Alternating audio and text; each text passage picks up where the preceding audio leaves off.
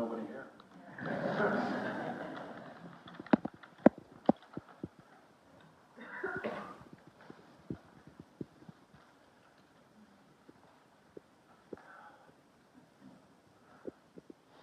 Same went to heaven last.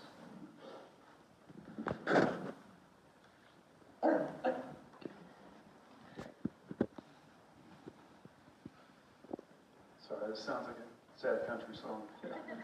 Same went to heaven that Saturday night.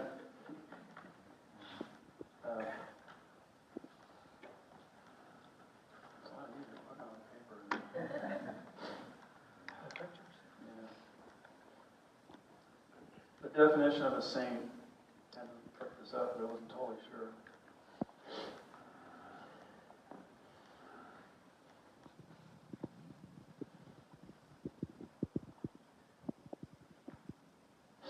He's a very virtuous, kind, and patient person. Having birthed and raised 4 Galoots. And one precious daughter, I'd say she qualified as a saint.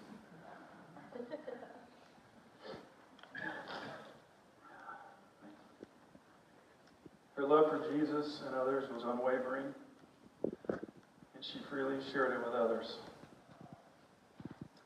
She's the most patient, kind, gentle, selfless, loving.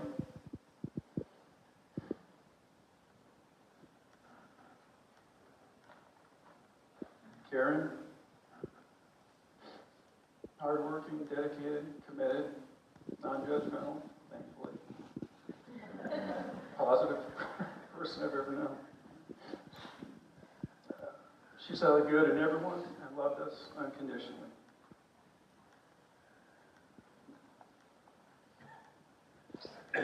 Just last week, she said to me, "Oh, my innocent Ian," with a twinkle in her eye. She knew that any trouble around the house when we were kids was probably started by one of the others.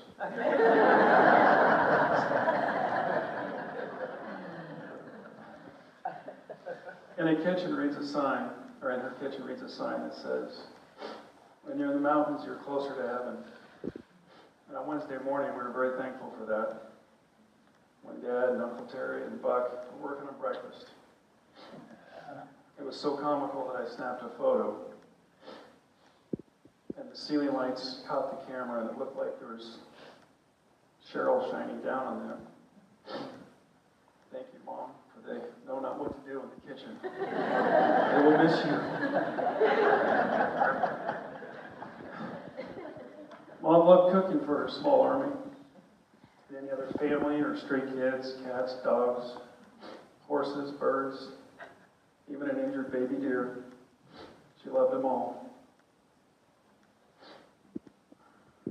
Most people would buy their bread from the store, but not Cheryl.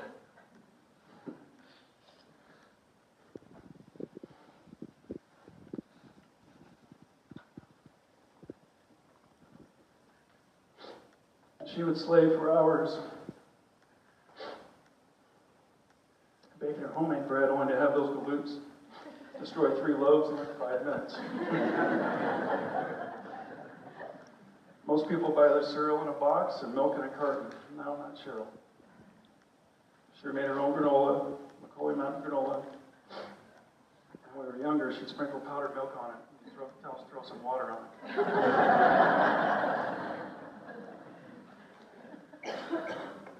She cooked anything and everything, and for the most part, all of it was unbelievably good.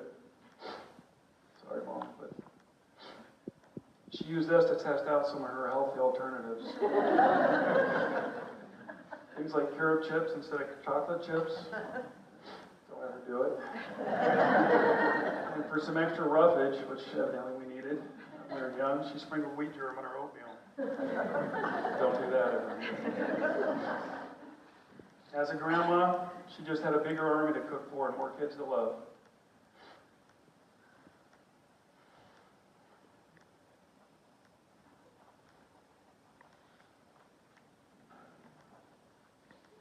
She spent hours teaching her grandkids how to make bread, create booger dough art pieces, painting, riding horses, and participating in the infamous Holiday Jones Family Spoons games that you entered at your own risk. I think she hurt her finger a couple times. One of her journal entries recently was, "Lord, make me a blessing today."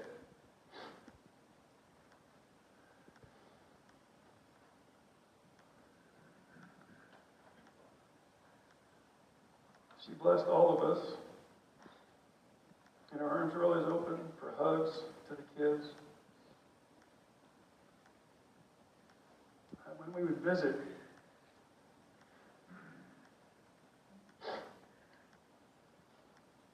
I'd wake up in the morning,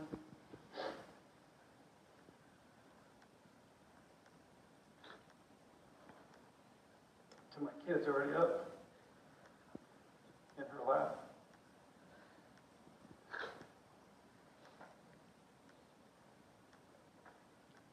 Her and Dad,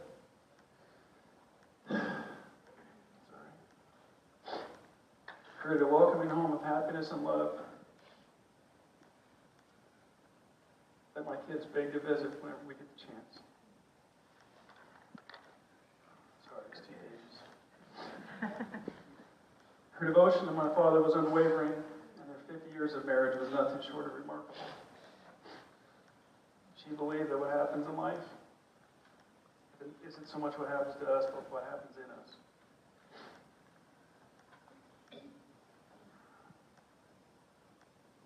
Going through some of her things, we found her prayer journal from February when she was going through chemo.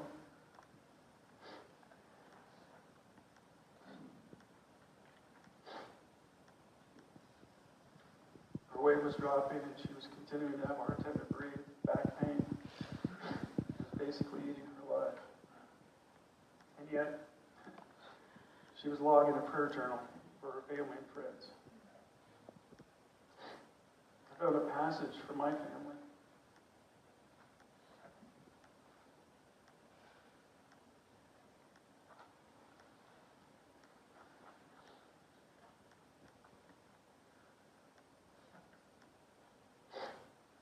Exalting God and blessing His family. Thank you for blessing the girls with quick and lively minds and inquisitive intellect. I was taking credit for that all this time.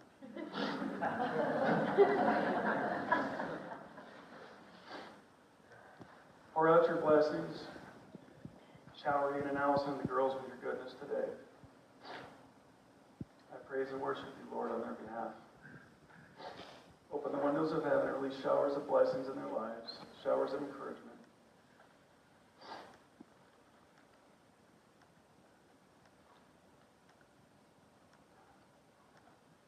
I pray that Ian can begin to sense your presence in his life.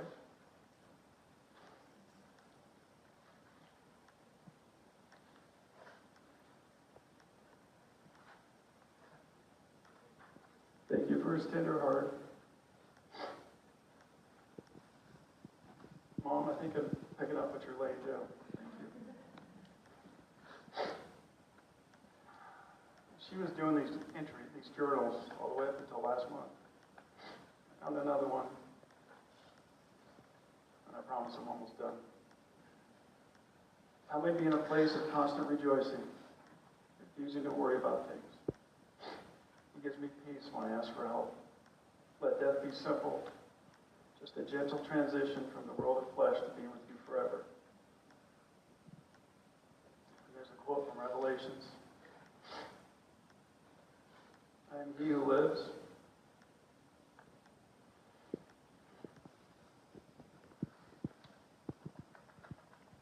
And was dead. Behold, I'm alive forevermore.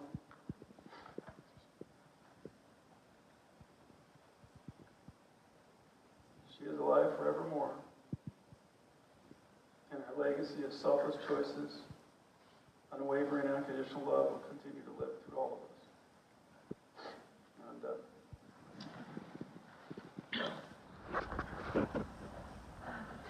Mama Jones, that's what I always called her. But she not only was my mom, but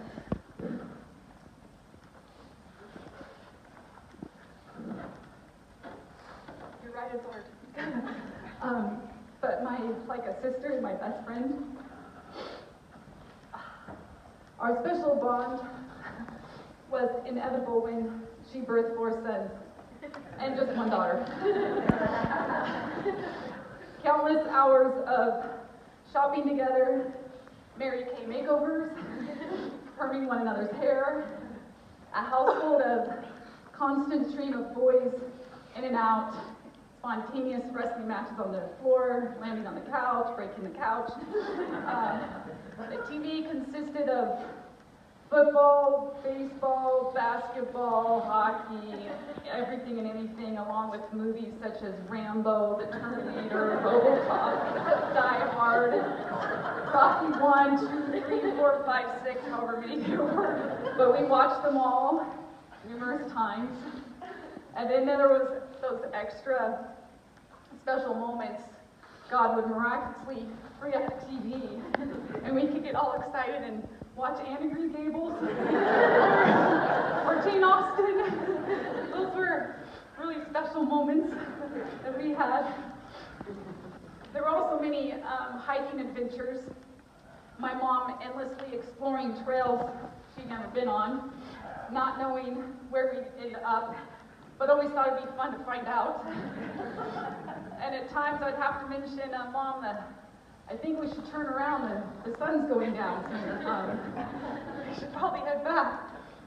And that was her, adventurous, fearless spirit. My mom was also the only one I knew that observed and named every plant on a hiking trail, along with what kind of animals had been on the trail by the poop droppings we came across. Truly remarkable. I can't help but think how well the description of a worthy woman in Proverbs 31:25-31 sums up my mom. Strength and dignity are her clothing, and she smiles at the future. She opens her mouth in wisdom, and the teaching of kindness is on her tongue. She looks well to the ways of her household and does not eat the bread of idleness. Her children rise up and bless her, her husband also, and he praises her, saying, "Many daughters have done nobly, but you excel them all. Charm is deceitful, and beauty is vain, but a woman who fears the Lord, she shall be praised." My mom was a woman whose heart overflowed with the love of Jesus. Her constant prayers and encouragement through the years for our family have been our strength, comfort, and rock.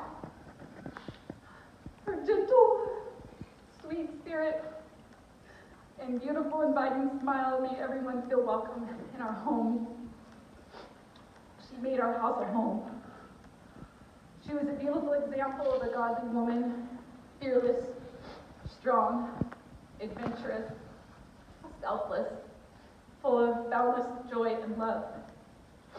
My mom was constantly encouraging me through life's up and downs, through the many cards she would mail me.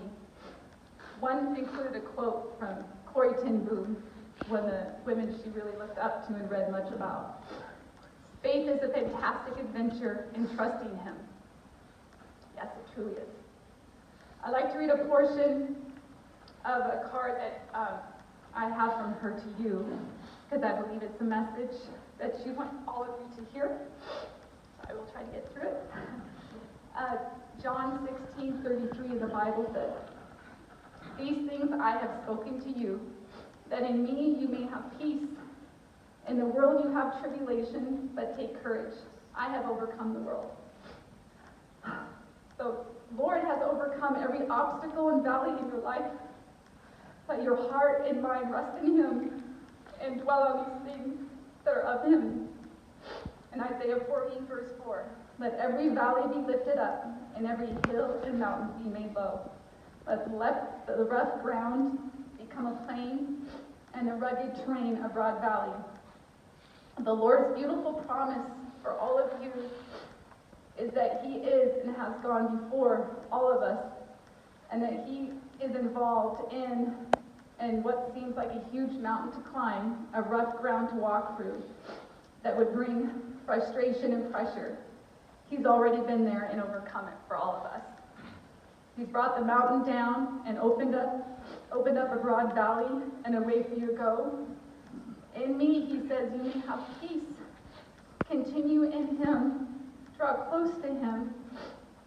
She always wrote long letters. Draw close to Him, and He will give you peace, and the glory of the Lord will be revealed. Psalm 18:28. Thou dost light my lamp, the Lord illumines my darkness. For by Thee I can run upon a troop, and by my God I can leap over a wall. And I had a chance on their 50th wedding anniversary, my mom made it to, on that Saturday, recorded some of our conversations about heaven. And I want to play a portion of that for you here. Isn't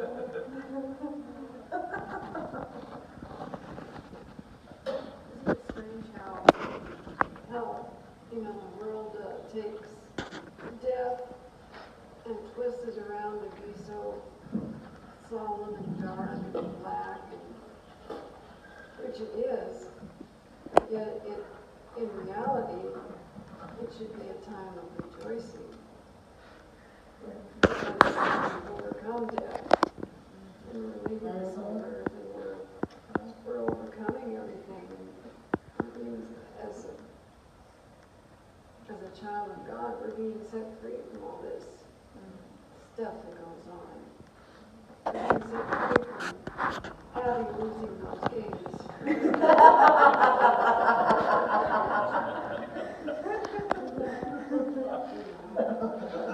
Yeah, especially when What they you're were saying is champions. we're becoming victorious. That's right, we're becoming victorious. Good.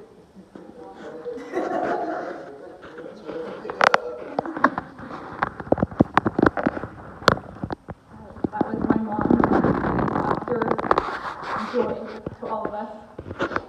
And that's what she wants this to be, a joyful celebration, a life now that she's celebrating with Jesus in heaven. One that I don't have to read because I'm sitting together, but ultimately, to me, my perception, my mom is the something that we perceive out there as these legends in our country for these coaches and for leaders of our country, being able to battle adversity and be able to be so tough and be strong out there and be these great leaders.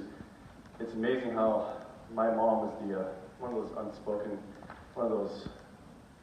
the ultimate battle of adversity. God just blessed her with the ability to take a horrible situation and just somehow look at us when we were young kids and just look up at her, and she just had this look of just, well, here's the positive spin on it.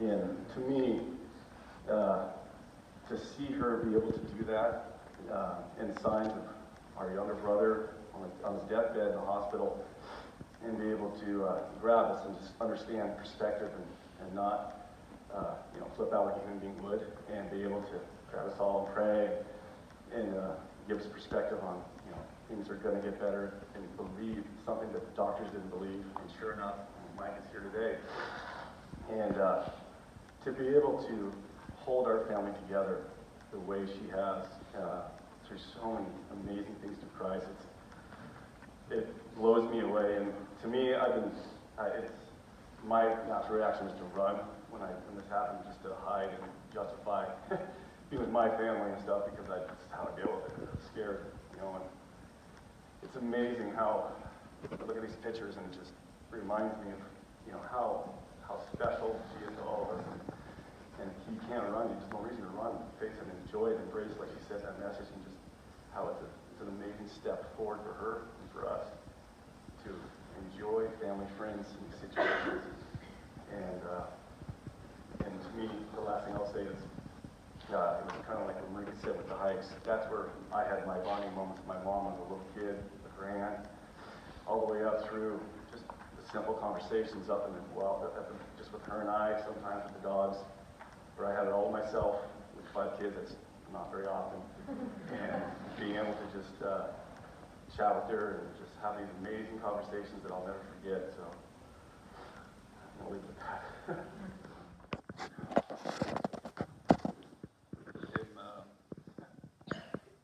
They call her Cheryl Jones. She was tiny. She was an amazing lady who put up with 4 boys, and was happy that there was a daughter. She loved the Lord. She was up early studying the Lord's Word.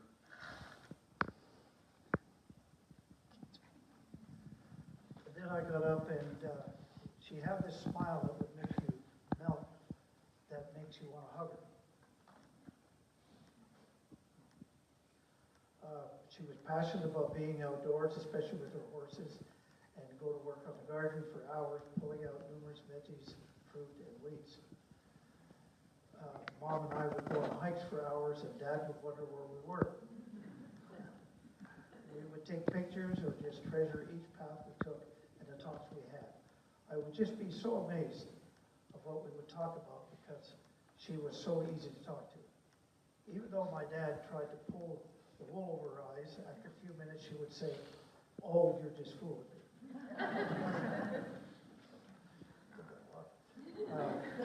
I'll never forget how good her cookies were. So amazing. An average person goes into our pantry and says, "Okay, let's order out." But Mom goes into the pantry and comes out with a 10-course meal. Love her protective words of encouragement, never negative words. If she thought she was negative or have a negative outlook, 5 minutes later she would ask the Lord forgiveness. We would talk about it. She kept saying, "Why is Satan attacking me?"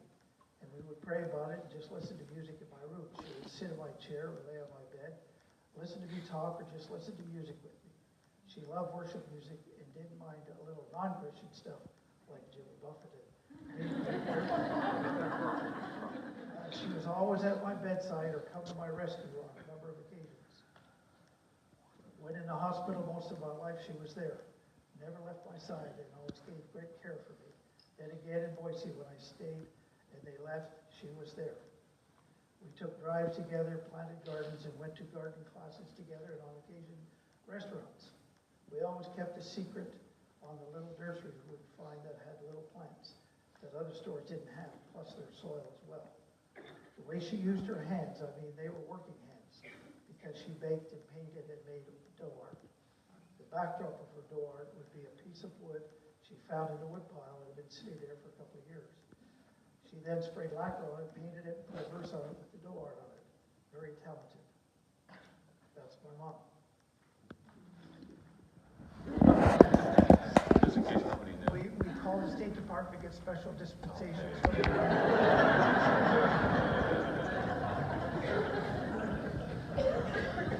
On behalf of Cheryl's crazy Canadian relatives, Linda, Marika, Franklin, Beverly, Howard.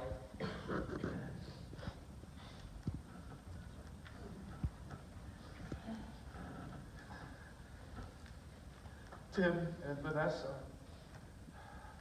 for the few times that we did get to see her and talk to her on the phone and everything, I'd have to say that we're going to miss her greatly. And she had such a smile on her face. And every time she walked in the room, it was like a ray of sunshine. She put a smile on everybody's face all the time. We will deeply miss her, but she'll always be in our thoughts and our hearts. And we will love her always. Thank you. Cheryl, what a wonderful saint of the Lord she was.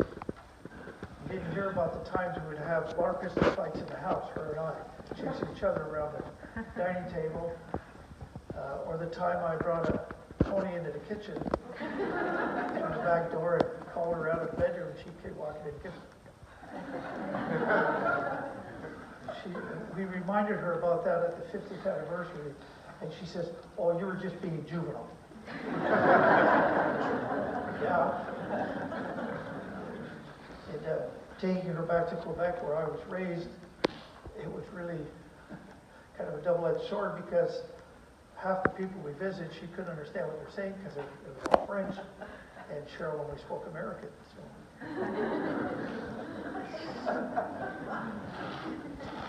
Well, what I wanted to share was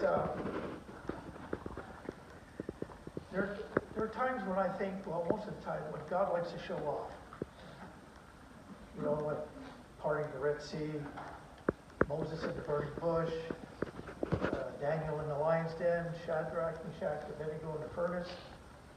Well, you know, who would have thought that her husband was born in Amsterdam, Holland, raised in Quebec, Canada, and we came together at the PX at Camp Pendleton, California, when I was in the Marine Corps, just before leaving for Vietnam.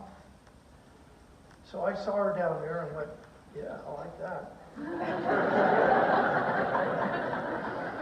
I kept trying to get her to pick up something on the bottom shelf, you know. But,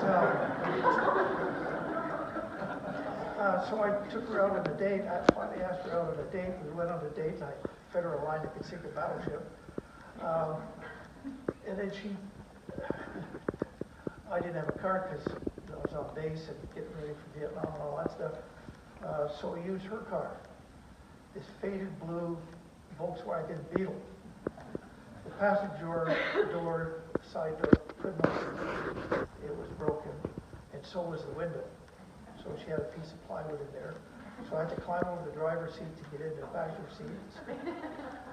And so we made it to the page, and we had a great time. And when we left, she says, "Oh, have you ever had had an orange off a tree, fresh?" Well, no, I ate Florida oranges, you know, like everybody else. She said, "Oh, come on, let's go over here." So we went over to this orchard, and she's wearing this nice dress and nice shoes, and she shoots up this tree and starts throwing oranges down to me. Holy cow, what am I getting into here? So a few days later, I asked her out again. She says, "No, I don't think so." She says, I think we better call it good for." So, well, fine. You know, a lot of fish in the sea, a lot of pebbles on the beach. We'll do this. Well, then she found out several weeks later that I was leaving for Vietnam. My unit was being emergency evacuated to Vietnam, 6-year offensive. So she felt bad that she spurned my overtures. So she came to see me off, and we kissed and made up and all that good stuff. So I left for Vietnam, and after 6 months over in Vietnam, I was getting letters. Every other day I was getting a letter from her, and I was sending them back. And one of the things, though, I don't know if some of you that are in my seniority bracket, I remember the little cassette, those little round tapes we used to use in those little tape recorders. Well, I'd be taping a message to her instead of writing, only forgetting that I was supposed to be holding a rifle in a firefight. So I just keep talking, making sure I had my head down. But I didn't realize, of course, I was all getting recorded on the tape. So she got the tape, and I got to let her back really quick. "Are you okay?" All she could hear in the background was okay. Anyway, I asked her to marry me through the mail, and dropped it in the mail box there at our base there outside of Da Nang. Ran down the next day to see if it had gone yet, see if maybe I should pull it back. But no, it had already left. And darn if she didn't accept. So that was our coming together. And Cheryl and I grew to be best friends. I mean, I have some best friends that are sitting right here. But she was my very best friend. We were both close to the Lord, and I was about as close to her as you could be, as a man and wife could be, or as two human beings could be. I mean, she knew me like a book. She always gave me that smile and go, "Now we are." That's not the way it really happened. And of course, the kids would back her up and go, yeah, Mom, you tell me. And Cheryl was especially adept at discipline. When we came to, Micah was just newly born, and we both made a commitment to the Lord. And we got a hold of Jim Dobson's book on how to dare to discipline. So we made this deal. When I leave the house, it's up to her when the kids speak up. And I said, okay, yeah, we got this deal going. I have this big paddle. Because we believed that the Board of Education applied to the seat of murder. And so I come home, she says, oh, when do you hear what Chris and Ian did? It was always Chris and Ian. And of course, Chris isn't here to protect himself. So I said, sweetheart, oh, time out. You were supposed to take care of it while I was gone. I'm not going to be the bad news bearer. When I come home, then I take over. Oh, that's right. So a few days later, she gets Chris back in the washroom. She's going to paddle. So him. So she says, drop your drawers and bend over. Well, Mom, and he took the paddle away from her. And they stood there looking at each other, and she says, okay, you can wait till your dad comes home. He processed that for about 2 seconds and said, oh, here, Mom.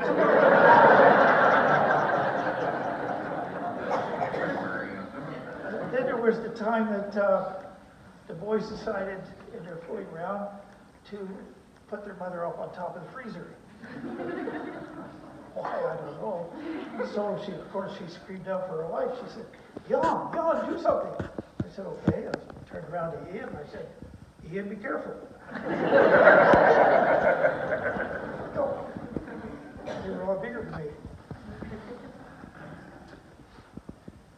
than me. I've had a men's group meeting at my house on Thursday nights now for some years. And there are quite a bunch of guys that vary in size, anywhere from 6 guys to, 10, 12, something like that. And I'd say, okay, I'm going to run down to the corner store. You know, when you live up on a mountain, running down to the corner store, and it's all downhill. You're just going to get a store-bought goodie of some kind. She said, no, you're not.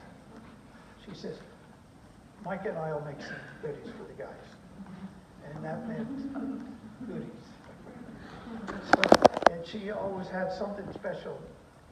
Every Thursday night was different. And that was her contribution to the guys, because that was where her heart was.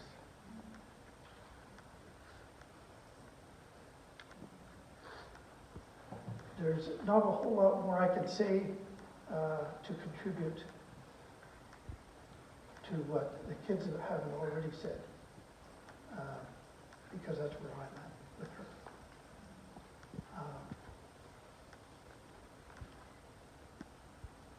Several weeks ago, I said to her, I said, sweetheart, you need to make it to our 50th. She said, well, of course I am. I'm not going anywhere. And she'd always go, I'm not ready for that yet, until the 50th. And she'd always use her thumb to point up. I said, good. And she was there as Marika shared. And we got in that meeting out on the deck with Wendell and the kids, and we were talking about it, and she pats me on my little tum-tum, and she says, and please wear a shirt that fits. So see, she wasn't always that spiritual. I just want to take this time right now in the midst of this celebration of Cheryl's life to thank the incredible staff here at Foothills for helping us out to pull this off. And the work that the kids did is incredible. They wouldn't let me do anything. The kids did it all. And it was just awesome to watch them do this on behalf of the Lord. And I want to thank you for coming and blessing us. And I'd like to pray right now. Hey, where did we go?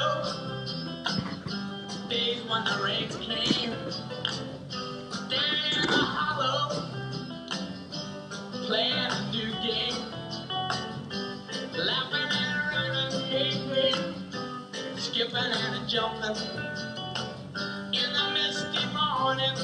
walk with our hearts that felt and you, a bright girl. And you, my bright girl. And whatever happened to Tuesday and so slow, gone down the old man with a transistor radio, standing in the sunlight laughing, hiding behind a rainbow's wall, slipping and sliding, yeah, all along the waterfall with you, a bright girl. And you, my bright girl. Do you remember when we used to sing sha la la la la la la la, just like that. Sha la la la la la dee da.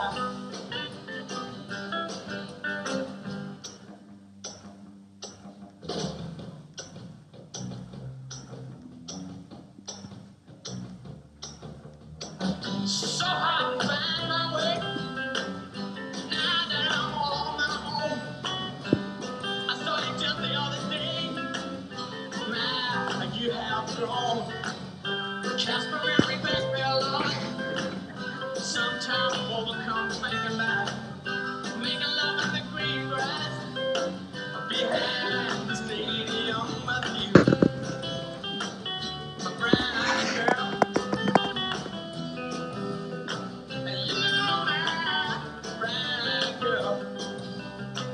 Do you remember when we used to sing sha la la la la la la la la,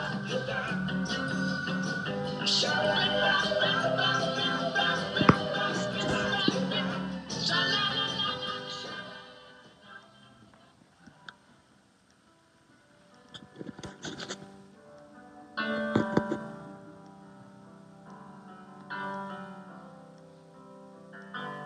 Bless the Lord, oh my soul, oh my soul.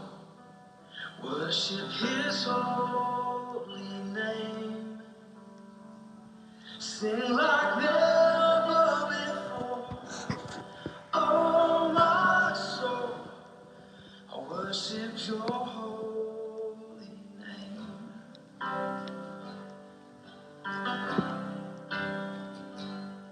The sun comes up, it's a new day dawning. It's time to sing Your song again.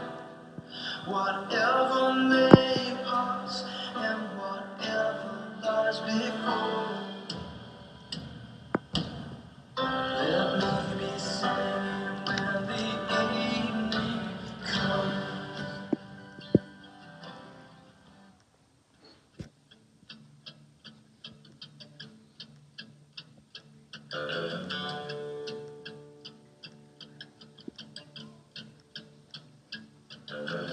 Lazy yellow moon coming up tonight, shining through the trees.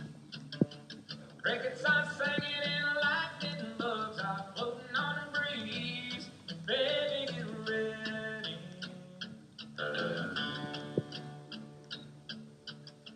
Across the field where the creek turns back by the old stone road, I'm gonna take you to a special place that nobody knows.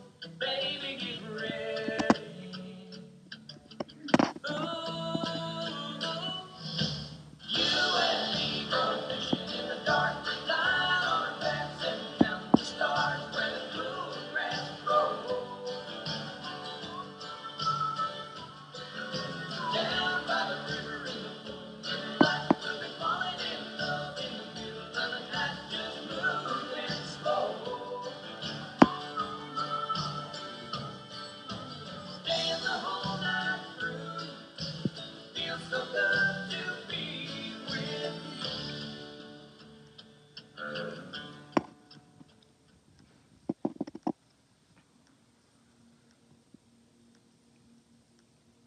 You unravel me with a melody.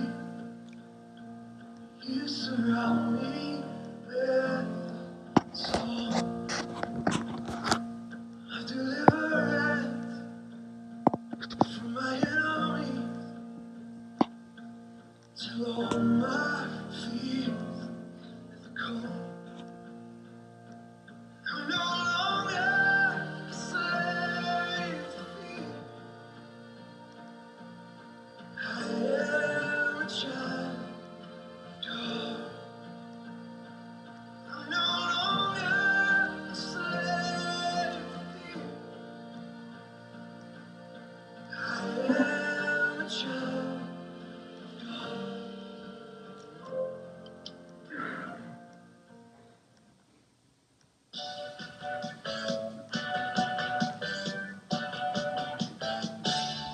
Tried to amend my carnivorous habit, made it nearly 78, losing weight without speed, eating sunflower seeds, drinking lots of carrot juice and soaking up rays. But at night I have these wonderful dreams, some kind of sensuous treat. Not zucchini, 13, boulder wheat, but a big warm bun and a huge hunk of meat. Cheeseburger in paradise, peppered all over with onion slice. Not too particular, not too precise. I'm just a cheeseburger.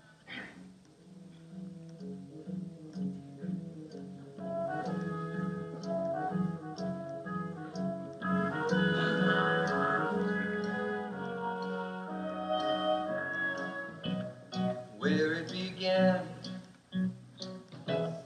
I can't begin to know it, but then I know it's growing strong. Wasn't the spring, and spring became the summer. Who'd have believed you'd come along? And touching hands, reaching out, touching me, touching you.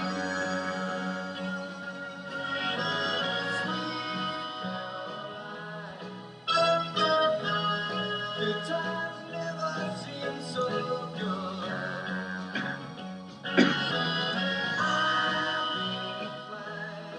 I'm inclined to believe that never was, but now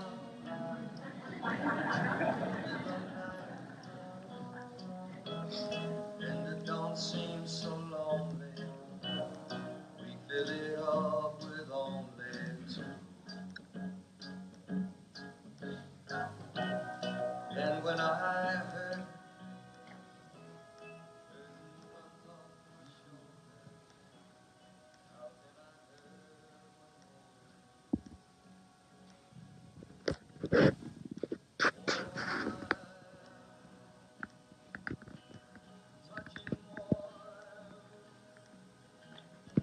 Person who actually caused the death of her sister, perhaps her parents. And he came to her in a hall in Germany and extended his hand to her, asking for forgiveness. And she thought for a moment, can I forgive her? And she said, and God spoke to my heart. He said, I have forgiven you. You may forgive him. Cheryl forgive us all for all the stuff we did, because Jesus does that.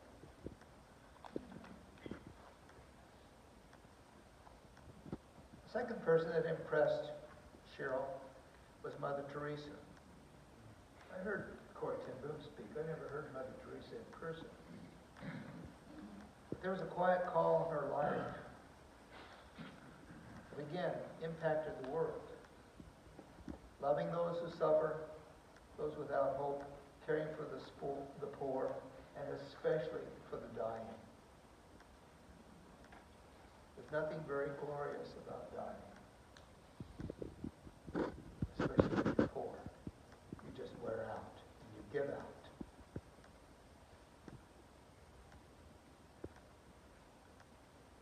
Mother Teresa inspired other people to love Jesus,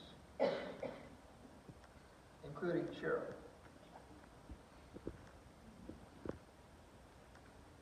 And she was able to transform those people in Calcutta who were dying with no one, with the Sisters of Charity, to bring them at the feet of Jesus and love them, because Jesus loved them.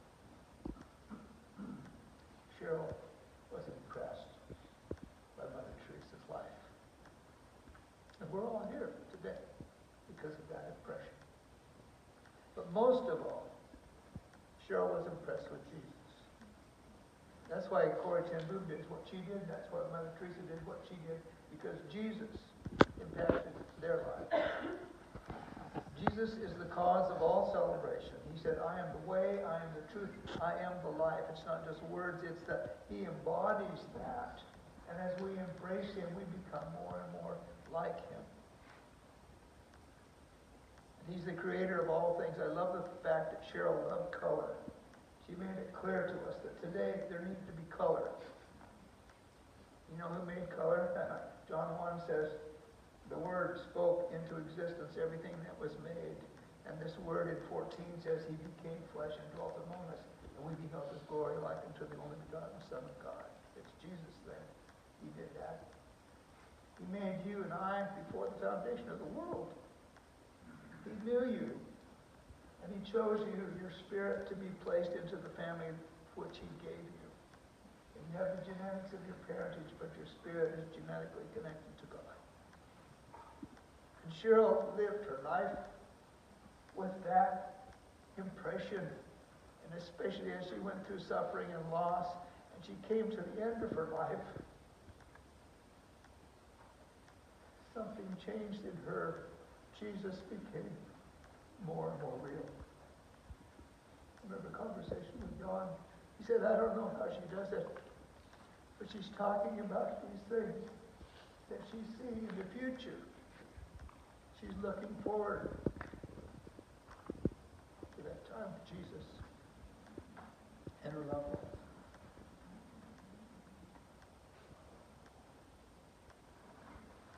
I like the thing that Jesus did on the cross just before he finished his work. He's up there with two other guys that are all hung up and they can't do anything. They can barely breathe. One guy's cursing him out, and the other guy says to him, this is my translation, I don't know where you're going, but when you get there, I want to be with you. Jesus said, today, you'll be with me. Paradise. The last thing he does almost on the cross is he makes a new friend. And he was a friend of sinners. Yay, that's me and that's you. We've all jumped for the boat and we missed it. We're all in the water. Jesus fishes us out. He says, come on, follow me. Cheryl was a follower of Jesus. And she loved him with this vibrant love of life. This family who stood up here today, they all are the recipients of that love. Wow. What a Savior. The reason I drip at the corners, it just means my heart and my tear ducts are close together, that's all.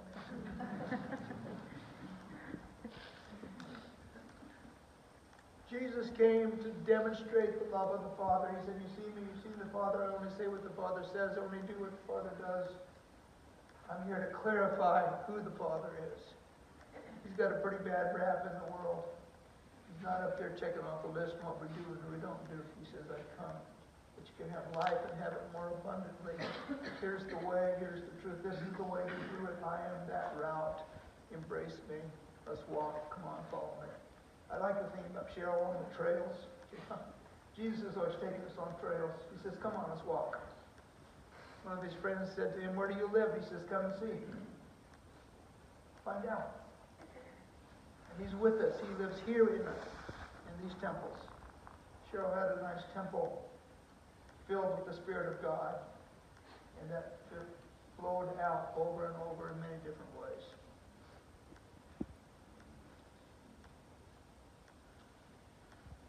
Jesus is all about reconciliation. He's all about reunions. He's all about reuniting. And And he's able to move beyond time and space. That's what's so cool. We had a debate the other day with some friends whether Jesus, after the resurrection, when he came through the wall, did he mess up the sheetrock or not? But when the graves are open at the end, was he going to mess up the soil, or would just all pop out? I don't know. Unanswerable. I think sheetrock was unanswerable. They didn't talk about repairing the wall. Jesus just showed up. And the first thing he said to them, peace, it's okay. It's okay. Wherever Jesus is, there's peace. That's his, I don't know, that's the area around him. It's peace. Spoken today, in the world you're going to have troubles, but I'm going to give you peace. I've overcome the world. Cheryl loved the creation. Cheryl loved the Creator. Cheryl is made in God's image and led her life seeking to be more like Jesus. I'm going to conclude with this little story that I've adopted just slightly. The story goes like this, and we'll put Cheryl in the story. Cheryl was walking one day in a small town where she was well known with someone who at first was a stranger. People would say, there goes Cheryl, and who is that with her? And as time went on,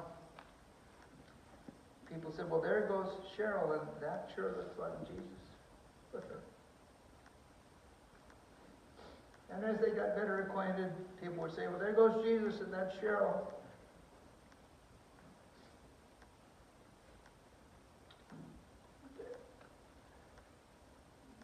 Then people would say, there goes Cheryl.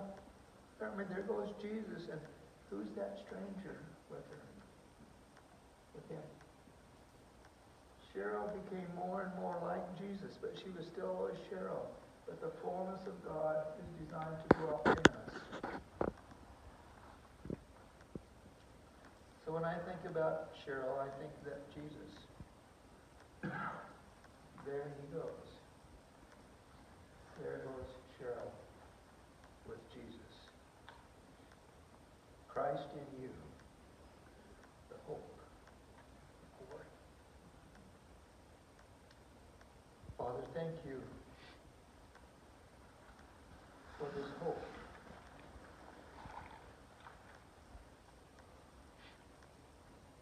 Thank you for your Spirit who's here today. Teach us your ways.